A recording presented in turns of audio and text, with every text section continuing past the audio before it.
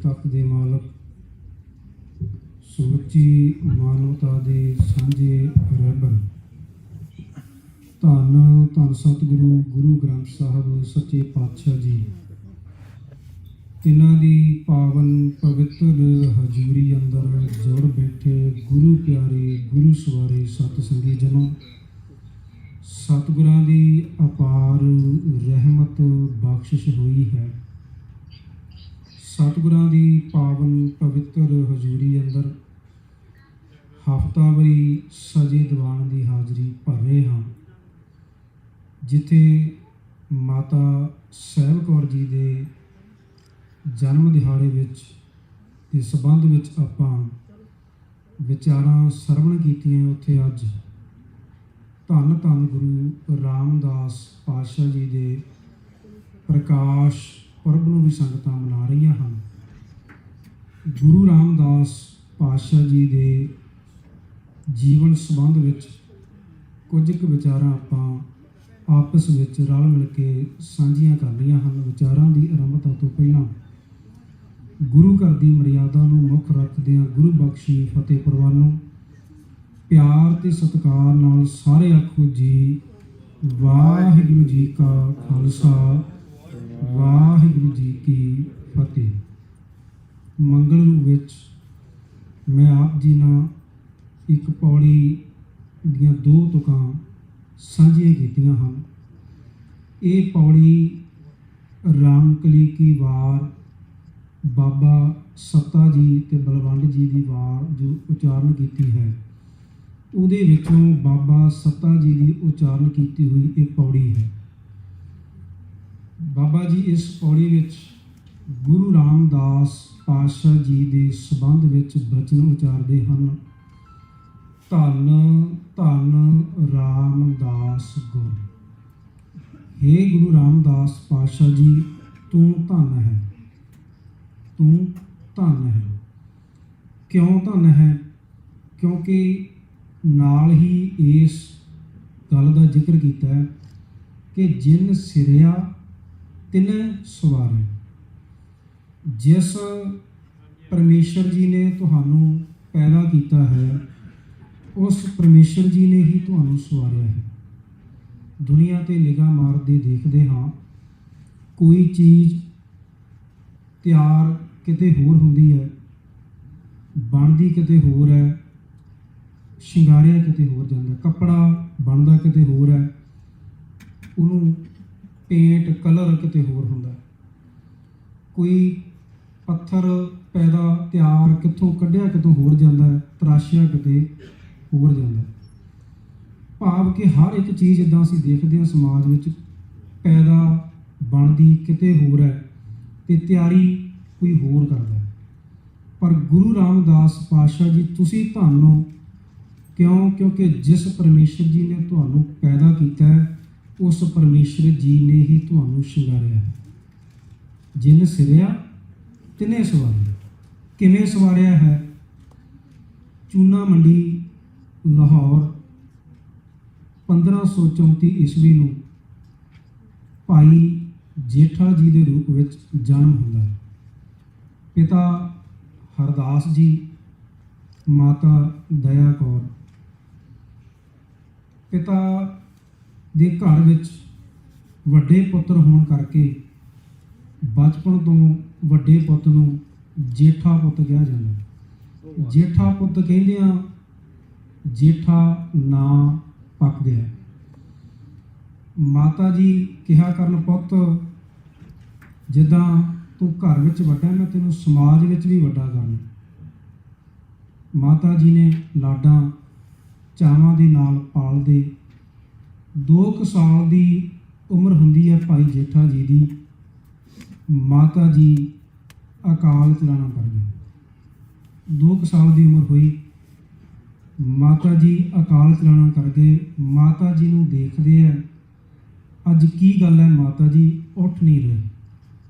पुछण ते पता लगदा है भी माता तां सदा लई इस संसार नूं छड्ड के चले गए।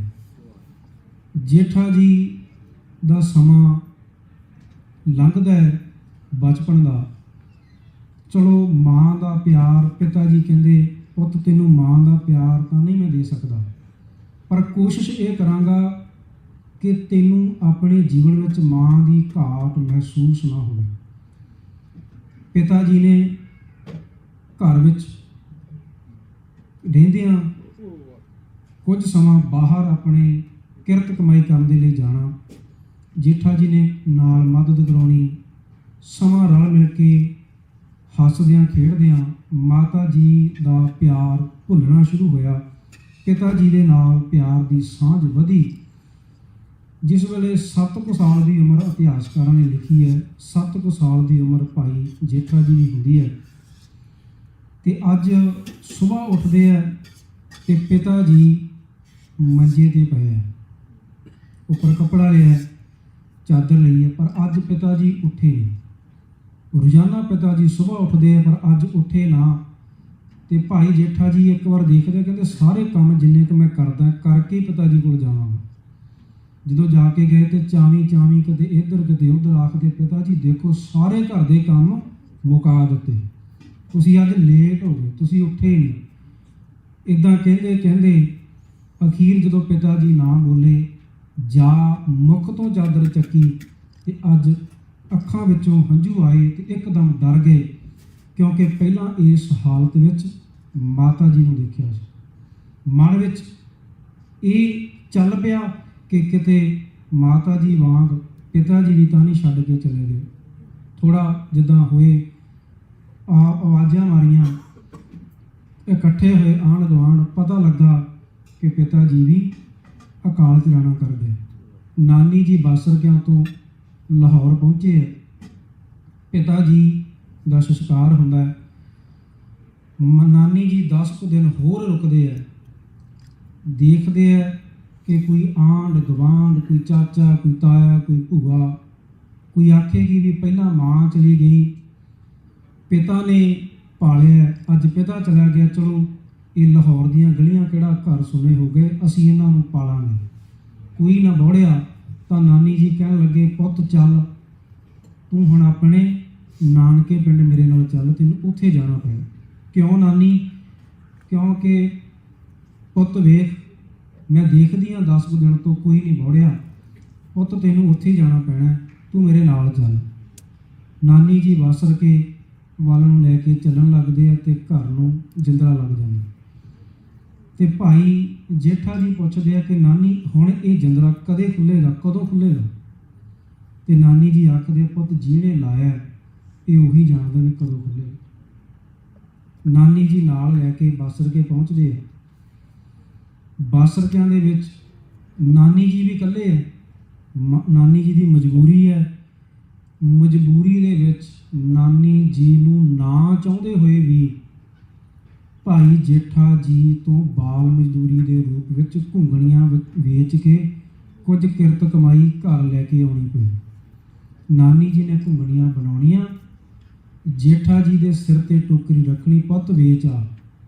ਤੇ ਜੇਠਾ ਜੀ ਨੇ ਗਲੀਆਂ ਦੇ ਵਿੱਚ ਬਾਸਰਕਿਆਂ ਦੇ ਵਿੱਚ ਘੁੰਗਣੀਆਂ ਵੇਚਦੇ, ਆਵਾਜ਼ਾਂ ਦੇ ਕੇ ਘੁੰਗਣੀਆਂ ਵੇਚਣੀਆਂ, ਤੇ ਸ਼ਾਮ ਨੂੰ ਜੋ ਕਿਰਤ, ਜੋ ਮਜ਼ਦੂਰੀ, ਜੋ ਉਹ ਮਿਲਣਾ ਉਹ ਲਿਆ ਕੇ ਨਾਨੀ ਜੀ ਨੂੰ ਦੇ ਦੇਣਾ। ਇੱਕ ਦਿਨ ਗਲੀਆਂ ਦੇ ਵਿੱਚ ਖੇਡਦੇ ਬੱਚਿਆਂ ਦੇ ਨਾਲ ਭਾਈ ਜੇਠਾ ਜੀ ਨਾਨੀ ਜੀ ਨੂੰ ਪੁੱਛਦੇ ਵੀ ਮੈਂ ਜਾ ਕੇ ਖੇਡ ਲਾਂ। ਖੇਡਣ ਲੱਗ ਗਏ। ਖੇਡਦਿਆਂ ਤੋਂ ਨਾਨੀ ਜੀ ਨੇ ਆਪਣਾ ਕੰਮਕਾਰ ਸ਼ੁਰੂ ਕਰ ਲਿਆ। ਜਦੋਂ ਬੱਚਿਆਂ ਦੇ ਨਾਲ ਖੇਡਦੇ ਆ ਤੇ ਕੁਝ ਸਮੇਂ ਦੇ ਬਾਅਦ ਭਾਈ ਜੇਠਾ ਜੀ ਵਾਪਸ ਉਦਾਸੀ ਦੇ ਵਿੱਚ ਆਪਣੇ ਘਰ ਆ ਕੇ ਬੈਠ ਜਾਂਦੇ। ਨਾਨੀ ਜੀ ਥੋੜੇ ਕੁ ਸਮੇਂ ਬਾਅਦ ਪੁੱਛਦੇ, ਪੁੱਤ ਕੀ ਹੋਇਆ, ਕਿਉਂ ਇਦਾਂ ਬੈਠਾ, ਤੂੰ ਖੇਡਣ ਲੱਗ ਗਿਆ ਸੀ, ਕੀ ਗੱਲ ਹੋ ਗਈ, ਖੇਡ ਵਿੱਚ ਹੀ ਛੱਡ ਆਇਆ। ਭਾਈ ਜੇਠਾ ਜੀ ਕਹਿੰਦੇ, ਨਾਨੀ ਜੀ ਵਿੱਚ ਨਹੀਂ ਛੱਡ ਕੇ ਆਇਆ, ਉਹ ਦੋਸਤ ਵੀ ਬਣ ਜਾਣੇ ਸਨ ਬੱਚੇ ਮੇਰੇ, ਮੈਨੂੰ ਖਿਡਾ ਰਹੇ ਸਨ। ਉਹਨਾਂ ਦੇ ਮਾਪੇ ਇਹ ਕਹਿੰਦੇ ਮੈਂ ਸੁਣੇ, ਕਹਿੰਦੇ ਇਹਦੇ ਨਾਲ ਨਾ ਖੇਡੋ, ਇਹਨੂੰ ਮੱਥੇ ਲਾਉਣਾ ਮਾੜਾ, ਇਹ ਜਦੋਂ ਦਾ ਜੰਮਿਆ ਇਹਨੇ ਆਪਣਾ ਘਰ ਉਜਾੜ ਦਿੱਤਾ। ਕੀ ਨਾਨੀ ਮੈਨੂੰ ਮੱਥੇ ਲਾਉਣਾ ਮਾੜਾ? ਨਾਨੀ ਜੀ ਨੂੰ ਪੁੱਛਦੇ ਆ ਤੇ ਨਾਨੀ ਜੀ ਨੇ ਪਤਾ ਨਹੀਂ ਕਿਸ ਭਾਵਨਾ ਵਿੱਚ ਮਾਲਕ ਦੇ ਅੱਗੇ ਅਰਦਾਸਾਂ ਕੀਤੀਆਂ ਹੋਣੀਆਂ। ਗੌਰ ਕਰਿਓ, ਇੱਥੇ ਖੜ ਕੇ ਇੱਕ ਵਿਚਾਰ ਆਪਾਂ ਸਮਝੀਏ ਕਿ ਜਿਸ ਭਾਈ ਜੇਠਾ ਜੀ ਨੂੰ ਦੁਨੀਆ ਦੇ ਲੋਕ, ਬਾਸਰਕਿਆਂ ਦੀਆਂ ਗਲੀਆਂ ਦੇ ਲੋਕ, ਘਰਾਂ ਦੇ ਲੋਕ ਇਹ ਕਹਿੰਦੇ ਸਨ ਕਿ ਇਹਨੂੰ ਮੱਥੇ ਲਾਉਣਾ ਮਾੜਾ ਹੈ, ਇਹ ਯਤੀਮ ਹੈ, ਮਾਂ-ਬਾਪ ਖਾ ਗਿਆ। ਉਸ ਭਾਈ ਜੇਠਾ ਜੀ ਜਦੋਂ ਗੁਰੂ ਰਾਮਦਾਸ ਬਣੇ, ਪਰਮੇਸ਼ਰ ਦੀ ਬਖਸ਼ਿਸ਼ ਹੁੰਦੀ ਹੈ, ਜਦੋਂ ਪਰਮੇਸ਼ਰ ਜੀ ਨੇ ਸਵਾਰਿਆ ਤੇ ਅੱਜ ਉੱਥੇ ਅੰਮ੍ਰਿਤ ਵੇਲੇ ਤੋਂ ਦਰਸ਼ਨਾਂ ਦੇ ਲਈ ਸੰਗਤਾਂ ਪੰਗਤਾਂ 'ਚ ਖੜੀਆਂ। ਜਿੱਥੇ ਕਿਹਾ ਜਾਂਦਾ ਸੀ ਕਿ ਮੱਥੇ ਲਾਉਣਾ ਮਾੜਾ ਹੈ, ਪਰ ਪਰਮੇਸ਼ਰ ਜੀ ਦੀ ਐਸੀ ਬਖਸ਼ਿਸ਼, ਐਸਾ ਸਵਾਰਿਆ ਕਿ ਸੰਗਤਾਂ ਪੰਗਤਾਂ ਵਿੱਚ ਖੜੀਆਂ ਜੀ ਮੱਥਾ ਟੇਕਣ ਦੇ ਲਈ, ਦਰਸ਼ਨ ਕਰਨ ਦੇ ਲਈ। ਫਿਰ ਦੁਨੀਆ ਦੇ ਲੋਕ ਕਹਿੰਦੇ ਸਨ ਇਹ ਘਰ ਉਜੜ ਗਿਆ, ਘਰ ਉਜੜ ਗਿਆ, ਜਿੰਦਾ ਲੱਗ ਗਿਆ। ਗੁਰੂ ਦੀ ਐਸੀ, ਰੱਬ ਦੀ ਐਸੀ ਬਖਸ਼ਿਸ਼ ਕਿ ਉਹਨਾਂ ਨੇ ਐਸਾ ਘਰ ਬਣਾਇਆ, ਸਿੱਖੀ ਦਾ ਕੇਂਦਰੀ ਸਥਾਨ ਬਣ ਗਿਆ, ਸਿੱਖਾਂ ਦਾ ਘਰ ਬਣ ਗਿਆ, ਪੂਰੀ ਦੁਨੀਆ ਦਾ ਘਰ ਬਣ ਗਿਆ, ਜਿੱਥੇ 4 ਦਰਵਾਜ਼ੇ ਖੁੱਲ੍ਹੇ ਆ, ਕੋਈ ਵੀ ਆ ਸਕਦਾ। ਐਸਾ ਘਰ ਬਣ ਗਿਆ ਜਿੱਥੇ ਭਗਤ ਨਾਮਦੇਵ ਜੀ ਦਾ ਘਰ ਬਣ ਗਿਆ, ਜਿੱਥੇ ਭਗਤ ਰਵਿਦਾਸ ਜੀ ਦਾ ਘਰ ਬਣ ਗਿਆ, ਐਸਾ ਘਰ ਬਣ ਗਿਆ। ਜਿਹੜੇ ਦੁਨੀਆ ਦੇ ਲੋਕ ਇਹ ਕਹਿੰਦੇ ਸਨ ਵੀ ਇਹਦੇ ਤਾਂ ਤਨ ਤੇ ਪਾਉਣ ਨੂੰ ਕੱਪੜੇ ਨਹੀਂ ਹਨ, ਕਿੱਥੋਂ ਪਾਇਆ, ਕਿੱਥੋਂ ਤਨ ਢਕੇਗਾ। ਐਸੀ ਬਖਸ਼ਿਸ਼ ਰੱਬ ਦੀ ਉਸ ਦਰ ਤੇ, ਉਸ ਘਰ ਤੇ, ਉਹਨਾਂ ਤੇ ਕਿ ਲੱਖਾਂ ਦੇ ਹਿਸਾਬ ਨਾਲ ਵਸਤਰ ਚੜਾਏ ਜਾਂਦੇ, ਲੱਖਾਂ ਦੀ ਕੀਮਤ ਦੇ। ਜਿਹੜੇ ਦੁਨੀਆ ਦੇ ਲੋਕ ਇਹ ਕਹਿੰਦੇ ਸਨ, ਸਮਾਂ ਸੀ ਦੁਨੀਆ ਦੇ ਲੋਕ ਕਹਿੰਦੇ ਸਨ ਇਹਦਾ ਤਾਂ ਵਿਆਹ ਨਹੀਂ ਹੋਣਾ, ਇਹਦਾ ਵਿਆਹ ਕਿਹਨੇ ਕਰਨਾ, ਕੌਣ ਕਰੇਗਾ। ਰੱਬ ਦੀ ਐਸੀ ਬਖਸ਼ਿਸ਼, ਐਸਾ ਰੱਬ ਨੇ ਸਵਾਰਿਆ, ਜਿਨ ਸਿਰਿਆ ਤਿਨੇ ਸਵਾਰਿਆ, ਐਸਾ ਸਵਾਰਿਆ ਕਿ ਗੁਰੂ ਨਾਨਕ ਪਾਤਸ਼ਾਹ ਦੀ ਬਾਣੀ ਕਿਸੇ ਆਨੰਦ ਕਾਰਜ ਵਿੱਚ ਨਾ ਪੜ੍ਹੀ ਜਾਏ, ਗੁਰੂ ਅੰਗਦ ਪਾਤਸ਼ਾਹ ਦੀ ਬਾਣੀ ਨਾ ਪੜ੍ਹੀ ਜਾਏ, ਗੁਰੂ ਅਮਰਦਾਸ ਪਾਤਸ਼ਾਹ ਦੀ ਬਾਣੀ ਨਾ ਪੜ੍ਹੀ ਜਾਏ, ਆਨੰਦ ਕਾਰਜ ਹੋ ਸਕਦਾ ਹੈ। ਪਰ ਗੁਰੂ ਰਾਮਦਾਸ ਪਾਤਸ਼ਾਹ ਜੀ ਦੀਆਂ ਸੂਹੀ ਰਾਗ ਵਿੱਚ ਉਚਾਰਨ ਕੀਤੀ ਹੋਈ ਲਾਵਾਂ ਦੀ ਬਾਣੀ ਜੇ ਨਾ ਪੜ੍ਹੀ ਜਾਏ ਤੇ ਸਿੱਖ ਦਾ ਆਨੰਦ ਕਾਰਜ ਨਹੀਂ ਹੁੰਦਾ। ਕੈਸੀ ਬਖਸ਼ਿਸ਼ ਹੈ। ਦੁਨੀਆ ਦੇ ਲੋਕ ਕਹਿੰਦੇ ਆਨੰਦ ਕਾਰਜ ਨਹੀਂ ਹੋਣਾ, ਵਿਆਹ ਨਹੀਂ ਹੋਣਾ।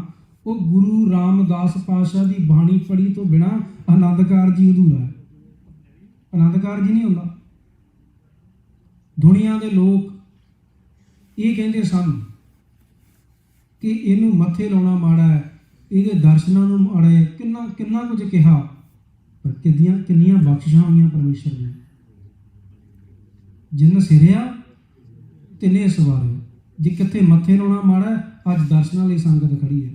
ਕਿੱਥੇ ਕਹਿੰਦੇ ਇਹਦੇ ਘਰ ਰੋਟੀ ਨਹੀਂ, ਚੁੱਲ੍ਹਾ ਬੁਝ ਗਿਆ, ਚੁੱਲ੍ਹਾ ਅੱਗ ਨਹੀਂ ਬਾਲਣੀ ਇਹਦੇ ਘਰ, ਐਸੀ ਅੱਗ ਬਲਦੀ ਹੈ, ਐਸੇ ਚੁੱਲ੍ਹੇ ਤਪਦੇ ਆ, ਪਤਾ ਨਹੀਂ ਕਿੰਨੇ ਲੱਖਾਂ ਦੇ ਹਿਸਾਬ ਨਾਲ ਸੰਗਤ ਛਕਦੀ ਹੈ, ਘਾਟ ਹੀ ਕੋਈ ਨਹੀਂ।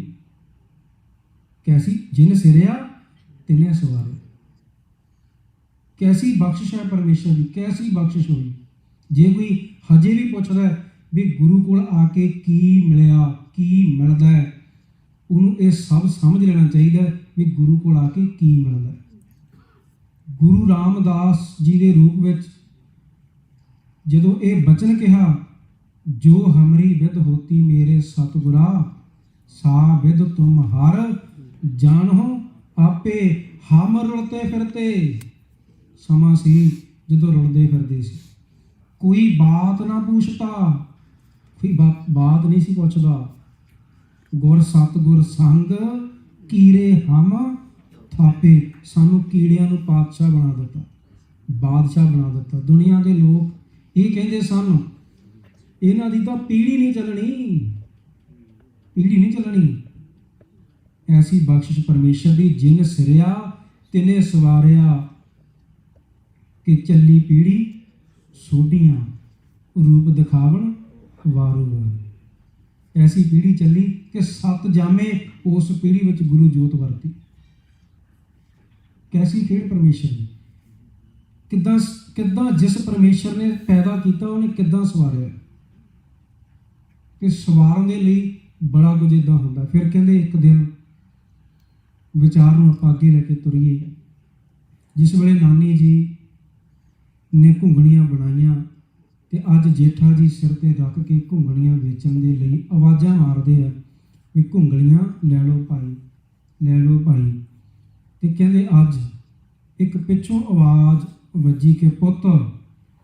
ਤੇ ਜੇਠਾ ਜੀ ਨੇ ਸੋਚਿਆ ਵੀ ਮੈਨੂੰ ਪੁੱਤ ਕੌਣ ਕਹਿਣ ਵਾਲਾ, ਮੈਨੂੰ ਪੁੱਤ ਕੌਣ ਕਹਿਣ ਵਾਲਾ ਹੈ?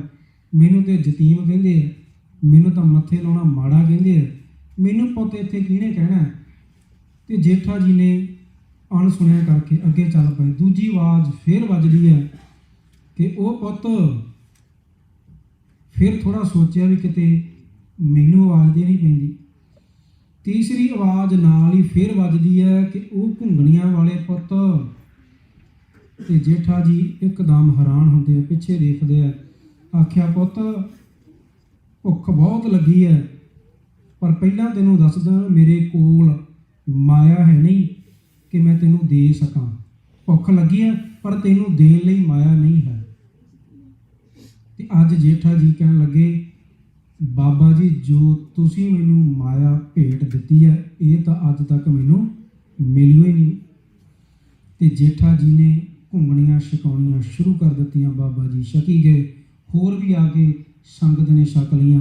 ਤੇ ਜਲਦੀ ਦੇ ਨਾਲ ਜੇਠਾ ਜੀ ਘਰ ਵਾਪਸ ਆਏ। ਨਾਨੀ ਜੀ ਨੂੰ ਆਖਿਆ ਨਾਨੀ ਜੀ ਅੱਜ ਸਾਰੀਆਂ ਹੀ ਘੁੰਗਣੀਆਂ ਲੱਗ ਗਈਆਂ, ਨਾਨੀ ਜੀ ਅੱਜ ਸਾਰੀਆਂ ਹੀ ਘੁੰਗਣੀਆਂ ਲੱਗ ਗਈਆਂ। ਪੁੱਤ ਫਿਰ ਜਿਹੜੀ ਅੱਜ ਜੋ ਵਟਿਆ ਉਹ ਕਿੱਥੇ ਹੈ? ਕਿਉਂਕਿ ਨਾਨੀ ਜੀ ਰੋਜ਼ ਨਾਨੀ ਜੀ ਦੇ ਹੱਥ ਤੇ ਲਿਆ ਕੇ ਜੇਠਾ ਜੀ ਰੱਖਦੇ ਸਨ। ਕਹਿਣ ਲੱਗੇ ਨਾਨੀ ਜੀ ਜੋ ਅੱਜ ਮਿਲਿਆ, ਜੋ ਅੱਜ ਵਟਿਆ ਘੁੰਗਣੀਆਂ ਦੇ ਬਦਲੇ, ਉਹ ਤਾਂ ਨਾਨੀ ਜੀ ਅੱਜ ਤੱਕ ਨਹੀਂ ਮਿਲਿਆ। ਉਹ ਕੀ ਹੈ? ਦੱਸਿਆ ਨਾਨੀ ਜੀ ਅੱਜ ਮੈਨੂੰ ਕਿਸੇ ਨੇ ਪੁੱਤ ਕਹਿ ਕੇ ਬੁਲਾਇਆ। ਮੈਨੂੰ ਮਹਿਸੂਸ ਹੋਇਆ ਨਾਨੀ ਕਿ ਮੈਂ ਸਾਰਾ ਕੁਝ ਹੀ ਉਹਨਾਂ ਨੂੰ ਛਕਾ ਦਿੱਤਾ, ਜਿੰਨੀਆਂ ਘੁੰਗਣੀਆਂ ਸਨ ਸਭ ਛਕਾ ਦਿੱਤੀਆਂ। ਤੇ ਨਾਨੀ ਜੀ ਥੋੜ੍ਹਾ ਸੋਚਣ ਲੱਗੇ, ਪਰਮੇਸ਼ਰ ਅੱਗੇ ਅਰਦਾਸਾਂ ਕਰਦੇ ਆ। ਤੇ ਜੇਠਾ ਜੀ ਪੁੱਛਦੇ ਆ ਨਾਨੀ ਜੀ ਕੀ ਮੈਂ ਗਲਤ ਕੀਤਾ? ਨਾਨੀ ਜੀ ਕਹਿੰਦੇ ਨਹੀਂ ਪੁੱਤ ਤੂੰ ਗਲਤ ਨਹੀਂ ਕੀਤਾ, ਮੈਂ ਤਾਂ ਉਸ ਪਰਮੇਸ਼ਰ ਅੱਗੇ ਅਰਜ਼ੋਈ ਕਰਦੀ ਹਾਂ ਮਾਲਕਾ ਜਿਸ ਮੇਰੇ ਦੋਤੇ ਨੂੰ ਇੰਨਾ ਵੱਡਾ ਦਿਲ ਦਿੱਤਾ ਉਹਨੂੰ ਖਜ਼ਾਨਾ ਵੀ ਵੱਡਾ ਦੇ ਦੇ। ਕਿੱਦਾਂ ਨਾਨੀ ਜੀ ਨੇ ਅਰਦਾਸ ਕੀਤੀ ਹੋਵੇਗੀ, ਪਰਮੇਸ਼ਰ ਨੇ ਸੁਣੀ। ਅੱਜ ਸੰਗਤਾਂ ਝੋਲੀਆਂ ਅੱਡ ਅੱਡ ਕੇ ਉਸ ਦਰ ਤੋਂ ਮੰਗਦੀਆਂ। ਗੁਰੂ ਰਾਮਦਾਸ ਪਾਤਸ਼ਾਹ ਦੇ ਦਰ ਤੋਂ ਝੋਲੀਆਂ ਅੱਡ ਕੇ ਮੰਗਦੀਆਂ। ਸਮਾਂ ਸੀ ਕਿ ਸਾਰੀਆਂ ਘੁੰਗਣੀਆਂ ਛਕਾ ਦਿੱਤੀਆਂ। ਸਮਾਂ ਲੰਘਦਾ, ਗੁਰੂ ਘਰ ਸੇਵਾ ਕੀਤੀ।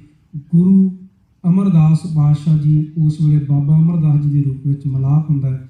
ਬਾਸਰਕੇ ਪਿੰਡ ਹੈ ਗੁਰੂ ਅਮਰਦਾਸ ਪਾਤਸ਼ਾਹ ਜੀ ਦਾ। ਗੁਰੂ ਅੰਗਦ ਸਾਹਿਬ ਜੀ ਦੇ ਨਾਲ ਸੰਗਤ ਹੁੰਦੀ, ਸੇਵਾ ਕਰਦਿਆਂ ਇਸ ਅਵਸਥਾ ਤੱਕ ਪਹੁੰਚ ਜਾਂਦੇ ਆ ਕਿ ਜਿੱਥੇ ਸਤਿਗੁਰੂ ਪਾਤਸ਼ਾਹ ਕਹਿੰਦੇ ਆ ਜੇ ਆਪਣੀ ਬੇਟੀ ਦੇ ਲਈ ਵਰ ਦੇਖਣਾ ਤੇ ਇਹਦੇ ਵਰਗਾ ਇਹੀ ਹੈ। ਕਿਤੇ ਉਹਨਾਂ ਦੇ ਨਗਰ ਦੇ ਲਾਹੌਰ ਦੇ ਵਾਸੀ ਚਾਚੇ ਤਾਏ ਦਿੱਲੀ ਨੂੰ ਜਾਂਦਿਆਂ ਰਸਤੇ ਦੇ ਵਿੱਚ ਗੋਇੰਦਵਾਲ ਸਾਹਿਬ ਪਹੁੰਚਦੇ ਆ, ਜਿਸ ਵੇਲੇ ਬੌਲੀ ਸਾਹਿਬ ਦੀ ਉਸਾਰੀ ਹੁੰਦੀ ਹੈ। ਭਾਈ ਜੇਠਾ ਜੀ ਆਪਣੇ ਸਿਰ ਦੇ ਉੱਪਰ ਟੋਕਰੀ ਮਿੱਟੀ ਦੀ ਰੱਖ ਕੇ ਸੇਵਾ ਕਰ ਰਹੇ ਆ। ਪਰ ਦੁਨਿਆਵੀ ਲੋਕ ਦੁਨਿਆਵੀ ਸੋਚਦੇ ਆ, ਕਹਿੰਦੇ ਵੀ ਸਹੁਰਿਆਂ ਦੇ ਘਰ ਟੋਕਰੀ ਢੋਂਦਾ ਸਾਡੀ ਤੋਹੀਨ ਹੋਈ, ਕੁਝ ਇੱਦਾਂ ਦੇ ਕਬੋਲ ਬੋਲੇ। ਪਰ ਉਹਨਾਂ ਬੋਲਾਂ ਨੂੰ ਵੀ ਭਾਈ ਜੇਠਾ ਜੀ ਨੇ ਗੁਰੂ ਅਮਰਦਾਸ ਪਾਤਸ਼ਾਹ ਤੋਂ ਮਾफ़ੀ ਮੰਗ ਕੇ ਆਖਿਆ ਪਾਤਸ਼ਾਹ ਇਹਨਾਂ ਨੂੰ ਮਾफ़ ਕਰ ਦਿਓ, ਇਹਨਾਂ ਦੀ ਜਗ੍ਹਾ ਤੇ ਮੈਂ ਮਾफ़ੀ ਮੰਗਦਾ। ਐਸੀ ਸੇਵਾ ਐਸੀ ਘਾਲਣਾ ਘਾਲੀ ਸੇਵਾ ਕੀਤੀ। ਇੱਕ ਦਿਨ ਆਉਂਦਾ ਹੈ ਗੁਰੂ ਅਮਰਦਾਸ ਪਾਤਸ਼ਾਹ ਤਾਂ ਜਾਣੀ ਜਾਣ ਹੈ, ਪਰ ਦੁਨੀਆ ਦੇ ਲੋਕਾਂ ਨੂੰ, ਸੰਗਤ ਨੂੰ, ਸਮਾਜ ਨੂੰ ਇਹ ਦਿਖਾਉਣਾ ਹੈ ਕਿ ਦੋ ਜਵਾਈ ਹੈ। ਦੁਨੀਆ ਦੇ ਲੋਕ ਤਾਂ ਕਹਿੰਦੇ ਆ ਵੀ ਵੇਖੋ ਕਿਹਨੂੰ ਇਹ ਅੱਗੇ ਗੱਦੀ ਮਿਲਦੀ ਹੈ, ਪਰ ਦੁਨੀਆ ਦੇ ਲੋਕਾਂ ਨੂੰ ਇਹ ਦਿਖਾਉਣਾ ਹੈ ਵੀ ਜੋਗ ਕੌਣ ਹੈ। ਤੇ ਬਾਬਾ ਅਮਰਦਾਸ ਜੀ ਜੋ ਗੁਰੂ ਅਮਰਦਾਸ ਜੀ ਬਣ ਚੁੱਕੇ ਆ ਉਸ ਵਕਤ, ਤੇ ਉਹਨਾਂ ਨੇ ਸੰਗਤ ਨੂੰ ਦਿਖਾਉਣਾ ਹੈ ਕਿ ਭਾਈ ਕੌਣ ਯੋਗ ਹੈ। ਤੇ ਗੁਰੂ ਅਮਰਦਾਸ ਪਾਤਸ਼ਾਹ ਜੀ ਨੇ ਇੱਕ ਸੇਵਾ ਲਾਈ। ਉਹ ਸੇਵਾ ਕੀ ਹੈ? ਕਹਿੰਦੇ ਇੱਕ ਥੜਾ ਭਾਈ ਜੇਠਾ ਜੀ ਤੂੰ ਬਣਾਉਣਾ ਹੈ, ਇੱਕ ਥੜਾ ਭਾਈ ਰਾਮਾ ਜੀ ਤੂੰ ਬਣਾਉਣਾ ਹੈ। ਕਿਉਂਕਿ ਗੁਰੂ ਅਮਰਦਾਸ ਪਾਤਸ਼ਾਹ ਦੀਆਂ ਦੋ ਬੇਟੀਆਂ ਸਨ, ਇੱਕ ਬੀਬੀ ਭਾਨੀ ਜੀ ਤੇ ਇੱਕ ਬੀਬੀ ਦਾਨੀ ਜੀ। ਬੀਬੀ ਭਾਨੀ ਜੀ ਦਾ ਵਿਆਹ ਆਨੰਦ ਕਾਰਜ ਭਾਈ ਜੇਠਾ ਜੀ ਨਾਲ ਹੁੰਦਾ ਹੈ ਤੇ ਬੀਬੀ ਦਾਨੀ ਜੀ ਦਾ ਵਿਆਹ ਆਨੰਦ ਕਾਰਜ ਭਾਈ ਰਾਮਾ ਜੀ ਨਾਲ ਹੁੰਦਾ ਹੈ। ਹੁਣ ਰਾਮਾ ਜੀ ਤੇ ਭਾਈ ਜੇਠਾ ਜੀ ਦੋਨੇ ਆਪਸ ਵਿੱਚ ਸਾਧੂ ਹੈ। ਗੁਰੂ ਅਮਰਦਾਸ ਪਾਤਸ਼ਾਹ ਨੇ ਸੇਵਾ ਲਈ ਕਿ ਤੁਸੀਂ ਇਹਦੇ ਵਿੱਚੋਂ, ਗੁਰੂ ਅਮਰਦਾਸ ਪਾਤਸ਼ਾਹ ਕਹਿੰਦੇ ਥੜੇ ਬਣਾਉਣੇ ਆ। ਦੱਸ ਦਿੱਤੀ ਸਾਰੀ ਜੁਗਤ ਕਿ ਇਹ ਥੜੇ ਕਿੱਦਾਂ ਬਣਾਉਣੇ ਆ, ਦੱਸ ਕੇ ਚਲੇ ਗਏ। ਕਹਿੰਦੇ ਕੱਲ੍ਹ ਨੂੰ ਅੱਗੇ ਦੇਖਾਂਗੇ। ਪਹਿਲਾਂ ਆਏ ਭਾਈ ਜੇਠਾ ਜੀ ਦੇ ਥੜੇ ਕੋਲ, ਆਖਿਆ ਜੇਠਾ ਜੀ ਥੜਾ ਸਹੀ ਨਹੀਂ ਬਣਿਆ। ਤੇ ਭਾਈ ਜੇਠਾ ਜੀ ਕਹਿਣ ਲੱਗੇ ਪਾਤਸ਼ਾਹ ਕੀ ਹੁਕਮ ਹੈ? ਜੇ ਸਹੀ ਨਹੀਂ ਬਣਿਆ ਤੇ ਕੀ ਹੁਕਮ ਹੈ? ਪਾਤਸ਼ਾਹ ਕਹਿੰਦੇ ਇਹਨੂੰ ਢਾਓ ਤੇ ਬਣਾਓ। ਫਿਰ ਪਹੁੰਚਿਆ ਭਾਈ ਰਾਮਾ ਜੀ ਦੇ ਕੋਲ, ਕਹਿਣ ਲੱਗੇ ਰਾਮਾ ਜੀ ਥੜਾ ਤੁਹਾਡਾ ਵੀ ਠੀਕ ਨਹੀਂ ਬਣਿਆ। ਕਹਿਣ ਲੱਗੇ ਰਾਮਾ ਜੀ ਵੈਸੇ ਤਾਂ ਉੱਦਾਂ ਹੀ ਬਣਾਇਆ ਜਿੱਦਾਂ ਤੁਸੀਂ ਕਿਹਾ ਸੀ, ਵੈਸੇ ਤਾਂ ਉੱਦਾਂ ਹੀ ਬਣਾਇਆ ਜਿੱਦਾਂ ਤੁਸੀਂ ਕਿਹਾ ਸੀ, ਪਰ ਫਿਰ ਵੀ ਚਲੋ ਜੇ ਤੁਸੀਂ ਕਹਿੰਦੇ ਆ ਠੀਕ ਨਹੀਂ ਤਾਂ ਹੋ ਸਕਦਾ ਨਾ ਠੀਕ ਹੋਵੇ, ਫਿਰ ਹੁਣ ਕੀ ਕਰੀਏ? ਤੇ ਭਾਈ ਰਾਮਾ ਜੀ ਨੂੰ ਗੁਰੂ ਅਮਰਦਾਸ ਪਾਤਸ਼ਾਹ ਕਹਿੰਦੇ ਇਹਨੂੰ ਢਾਓ ਤੇ ਦੁਬਾਰਾ ਬਣਾਓ, ਕੱਲ੍ਹ ਆ ਕੇ ਦੇਖਾਂਗੇ। ਦੂਜਾ ਦਿਨ ਆਉਂਦਾ ਹੈ, ਭਾਈ ਜੇਠਾ ਜੀ ਕੋਲ ਪਹੁੰਚਦੇ ਗੁਰੂ ਅਮਰਦਾਸ ਪਾਤਸ਼ਾਹ ਕਹਿਣ ਲੱਗੇ ਜੇਠਾ ਜੀ ਥੜਾ ਤੁਹਾਡਾ ਅੱਜ ਵੀ ਠੀਕ ਨਹੀਂ ਬਣਿਆ। ਗੁਰੂ ਰਾਮਦਾਸ ਜੀ ਜੋ ਉਸ ਵਕਤ ਭਾਈ ਜੇਠਾ ਜੀ ਹਨ, ਕਹਿਣ ਲੱਗੇ ਪਾਤਸ਼ਾਹ ਕੀ ਹੁਕਮ ਹੈ? ਮੈਨੂੰ ਮਾਫ ਕਰਿਓ, ਕੀ ਹੁਕਮ ਹੈ? ਤੁਸੀਂ ਬਹੁਤ ਵਧੀਆ ਸੁਚੱਜੇ ਢੰਗ ਨਾਲ ਸੁਝਾ ਕੇ ਗਏ, ਸਮਝਾਇਆ ਮੈਨੂੰ, ਪਰ ਮੇਰੀ ਮੱਤ ਛੋਟੀ ਹੈ, ਮੈਨੂੰ ਸਮਝ ਨਹੀਂ ਆਇਆ, ਕਿਰਪਾ ਕਰੋ ਕੀ ਹੁਕਮ ਹੈ? ਗੁਰੂ ਅਮਰਦਾਸ ਪਾਤਸ਼ਾਹ ਕਹਿੰਦੇ ਇਹਨੂੰ ਢਾਹ ਤੇ ਫਿਰ ਬਣਾ। ਪਹੁੰਚੇ ਭਾਈ ਰਾਮਾ ਜੀ ਕੋਲ, ਆਖਿਆ ਰਾਮਾ ਜੀ ਥੜਾ ਤੁਹਾਡਾ ਵੀ ਠੀਕ ਨਹੀਂ ਬਣਿਆ, ਅੱਜ ਵੀ ਠੀਕ ਨਹੀਂ ਹੈ। ਤੇ ਰਾਮਾ ਜੀ ਕਹਿਣ ਲੱਗੇ ਬਣਾਇਆ ਤੇ ਉਦਾਂ ਹੀ ਹੈ ਜਿੱਦਾਂ ਤੁਸੀਂ ਕਿਹਾ, ਤੁਹਾਡੀ ਬਜ਼ੁਰਗ ਅਵਸਥਾ ਹੋ ਗਈ, ਤੁਹਾਨੂੰ ਚੇਤਾ ਭੁੱਲ ਗਿਆ ਵੀ ਤੁਸੀਂ ਕਿੱਦਾਂ ਦੱਸ ਕੇ ਗਏ ਸੀ। ਮੈਂ ਜਮਾਂ ਉੱਦਾਂ ਬਣਾਇਆ ਜਿੱਦਾਂ ਤੁਸੀਂ ਕਿਹਾ ਸੀ। ਆਹ ਦੇਖੋ ਨਾ ਥੋੜ੍ਹਾ ਜਿਹਾ ਇੱਦਾਂ ਲੱਗ ਕੇ ਆਲੇ ਦੁਆਲੇ ਵੀ ਇੱਧਰੋਂ ਦੇਖੋ ਉੱਦਾਂ ਜਮਾਂ ਸੇਮ ਸਾਰਾ ਉੱਦਾਂ ਬਣਾਇਆ, ਪਰ ਚਲੋ ਤੁਹਾਡੀ ਹੁਣ ਅਵਸਥਾ ਬਜ਼ੁਰਗੀ ਦੀ ਹੋ ਗਈ ਹੈ, ਤੁਹਾਨੂੰ ਚੇਤਾ ਭੁੱਲ ਗਿਆ, ਮੈਂ ਤਾਂ ਉੱਦਾਂ ਹੀ ਬਣਾਇਆ। ਇਹ ਕਹਿ ਕੇ ਕਹਿਣ ਲੱਗੇ ਫਿਰ ਹੁਣ ਕੀ ਕਰੀਏ? ਗੁਰੂ ਅਮਰਦਾਸ ਪਾਤਸ਼ਾਹ ਕਹਿੰਦੇ ਵੀ ਇਹਨੂੰ ਢਾਹ ਤੇ ਦੁਬਾਰਾ ਬਣਾਓ, ਢਾਹ ਕੇ ਬਣਾਓ। ਤੇ ਜੇਠਾ ਜੀ ਤਾਂ ਪਹਿਲਾਂ ਹੀ ਬਣਾਉਣ ਲੱਗ ਗਏ ਸਨ, ਤੇ ਰਾਮਾ ਜੀ ਨਾਲੇ ਅੰਦਰ ਗੁਣ ਜੀ ਕਰਦੇ ਆ ਵੀ ਉੱਦਾਂ ਹੀ ਬਣਾਇਆ ਸੀ, ਹੁਣ ਉੱਦਾਂ ਹੀ ਬਣਾਇਆ, ਐਵੇਂ ਦੁਆਰ ਢਾਈ ਚੱਲੋ ਬਣਾਈ ਚੱਲੋ, ਗੱਲ ਥੋੜ੍ਹੀ ਆ, ਨਾਲੇ ਬਣਾਈ ਜਾਂਦੇ ਆ ਨਾਲੇ ਇਦਾਂ ਕਰੀ ਜਾਂਦੇ ਆ ਵੀ ਇਹ ਗੱਲ ਥੋੜ੍ਹਾ ਕੋਈ ਵੀ ਐਵੇਂ ਢਾਲੋ ਬਣਾ ਲਓ ਗੱਲ ਆ ਵੀ। ਚਲੋ ਅਗਲਾ ਦਿਨ ਆਉਂਦਾ ਹੈ ਜੀ, ਭਾਈ ਜੇਠਾ ਜੀ ਦੇ ਕੋਲ ਅੱਜ ਨਹੀਂ ਗਏ। ਅੱਜ ਪਹਿਲਾਂ ਗੁਰੂ ਅਮਰਦਾਸ ਪਾਤਸ਼ਾਹ ਭਾਈ ਰਾਮਾ ਜੀ ਕੋਲ ਪਹੁੰਚੇ ਤੇ ਆਖਿਆ ਰਾਮਾ ਜੀ ਥੜਾ ਅੱਜ ਵੀ ਠੀਕ ਨਹੀਂ ਬਣਿਆ। ਤੇ ਰਾਮਾ ਜੀ ਕਹਿੰਦੇ ਵੀ ਆਹ ਚੱਕੋ ਚੂਨਾ ਤੇ ਆਹ ਚੱਕੋ ਕਰੰਡੀ, ਜਿਹੜਾ ਸਹੀ ਬਣਾਉਂਦਾ ਉਹ ਤੋਂ ਬਣਾ ਲਓ। ਕਹਿ ਕੇ ਤੁਰ ਗਏ ਤੇ ਪਹੁੰਚੇ ਭਾਈ ਜੇਠਾ ਜੀ ਦੇ ਕੋਲ, ਆਖਿਆ ਜੇਠਾ ਜੀ ਥੜਾ ਤੁਹਾਡਾ ਵੀ ਠੀਕ ਨਹੀਂ ਬਣਿਆ। ਤੇ ਕਹਿਣ ਲੱਗੇ ਪਾਤਸ਼ਾਹ ਮੇਰੀ ਮੱਤ ਛੋਟੀ ਹੈ, ਤੁਸੀਂ ਸਮਰੱਥ ਹੋ ਮਾਲਕ ਜੀ, ਕਿਰਪਾ ਕਰੋ ਮੈਨੂੰ ਬਖਸ਼ ਲਓ, ਮੈਂ ਸਮਝ ਨਹੀਂ ਪਾ ਰਿਹਾ ਤੁਸੀਂ ਕਿੱਦਾਂ ਦਾ ਥੜਾ ਬਣਾਉਣਾ ਚਾਹੁੰਦੇ ਹੋ, ਨਾਲੇ ਮੈਨੂੰ ਮਾਫ ਕਰਿਓ ਪਾਤਸ਼ਾਹ, ਗੁਰੂ ਘਰ ਦਾ ਮੈਂ ਚੂਨਾ ਖਰਾਬ ਕਰੀ ਜਾਂਦਾ, ਮੇਰੇ ਤੋਂ ਭੁੱਲ ਹੋ ਗਈ ਪਾਤਸ਼ਾਹ, ਕਿਰਪਾ ਕਰੋ ਮੈਨੂੰ ਬਖਸ਼ ਲਓ। ਚਰਨਾਂ ਤੇ ਡਿੱਗੇ। ਗੁਰੂ ਅਮਰਦਾਸ ਪਾਤਸ਼ਾਹ ਜੀ ਤਾਂ ਜਾਣੀ ਜਾਣ ਸਨ, ਪਰ ਸੰਗਤ ਨੂੰ ਦਿਖਾਉਣਾ ਸੀ। ਆਖਿਆ ਪੁੱਛਿਆ ਕਿ ਜੇਠਾ ਜੀ ਇਹ ਸਭ ਕੀ ਵਰਤ ਰਿਹਾ ਹੈ? ਤੁਹਾਨੂੰ ਹੁਕਮ ਕੀਤਾ ਬਣਾਓ, ਤੁਸੀਂ ਬਣਾਉਣ ਲੱਗ ਗਏ, ਤੁਹਾਨੂੰ ਹੁਕਮ ਕੀਤਾ ਢਾਓ, ਤੁਸੀਂ ਢਾਉਣ ਲੱਗ ਗਏ, ਹੈ ਕੀ? ਕਹਿਣ ਲੱਗੇ ਜੀ ਸੇਵਾ। ਜੇਠਾ ਜੀ ਕਹਿੰਦੇ ਸੇਵਾ। ਸਤਿਗੁਰੂ ਗੁਰੂ ਅਮਰਦਾਸ ਪਾਤਸ਼ਾਹ ਕਹਿੰਦੇ ਸੇਵਾ ਬਣਾਉਣੀ ਤਾਂ ਸੇਵਾ ਹੋਇਆ, ਕਿਸੇ ਚੀਜ਼ ਨੂੰ ਬਣਾਉਣਾ ਤਾਂ ਸੇਵਾ ਹੋਈ, ਪਰ ਕਿਸੇ ਚੀਜ਼ ਨੂੰ ਢਾਉਣਾ ਵੀ ਸੇਵਾ ਹੁੰਦੀ ਹੈ, ਢਾਉਣਾ ਵੀ ਸੇਵਾ ਹੁੰਦੀ ਹੈ।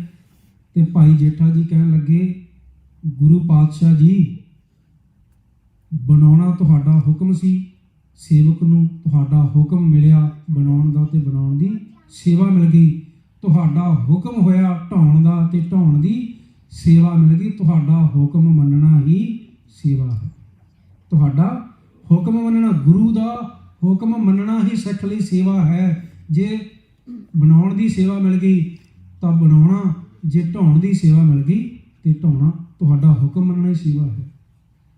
ਤੇ ਇਹ ਸਭ ਕੁਝ ਵਰਤਿਆ ਤੇ ਅਖੀਰ ਗੁਰੂ ਰਾਮਦਾਸ ਪਾਤਸ਼ਾਹ ਜੀ ਗੁਰਤਾ ਗੱਦੀ ਤੇ ਬਿਰਾਜਮਾਨ ਹੋਏ। ਉਹ ਜੋਤ, ਉਹ ਬਖਸ਼ਿਸ਼, ਉਹ ਕਿਰਪਾ ਗੁਰੂ ਰਾਮਦਾਸ ਪਾਤਸ਼ਾਹ ਜੀ ਤੇ ਹੋਈ, ਜਿੱਥੇ ਸੋਢੀ ਸ੍ਰਿਸ਼ਟ ਸਕਲ ਤਾਰਨ ਕੋ ਗੁਰੂ ਰਾਮਦਾਸ ਕੋ ਆਪ ਗੁਰੂ ਰਾਮਦਾਸ ਕੋ ਮਿਲੀ ਵਡਿਆਈ। ਇਹ ਵਡਿਆਈ ਮਿਲੀ, ਇਹ ਬਖਸ਼ਿਸ਼ ਹੋਈ। ਤੇ ਗੁਰੂ ਰਾਮਦਾਸ ਪਾਤਸ਼ਾਹ ਜੀ ਨੇ ਜੋ ਅੱਗੇ ਬਖਸ਼ਿਸ਼ਾਂ ਕੀਤੀਆਂ, ਜੋ ਉਹਨਾਂ ਨੇ ਰਹਿਮਤਾਂ ਵਰਤਾਈਆਂ, ਅੱਜ ਤੱਕ ਸੰਗਤਾਂ ਉਹਨਾਂ ਰਹਿਮਤਾਂ ਨੂੰ, ਉਹਨਾਂ ਬਖਸ਼ਿਸ਼ਾਂ ਨੂੰ ਮਾਣ ਰਹੀਆਂ ਹਨ। ਐਸਾ ਘਰ ਬਣਾਇਆ ਕਿ ਉਸ ਘਰ ਨੂੰ ਉਜਾੜਨ ਵਾਲੇ, ਢਾਉਣ ਵਾਲੇ ਤਾਂ ਉਜੜ ਗਏ, ਪਰ ਉਹ ਘਰ ਅੱਜ ਵੀ ਬਖਸ਼ਿਸ਼ਾਂ ਵਰਤਾ ਰਿਹਾ ਹੈ।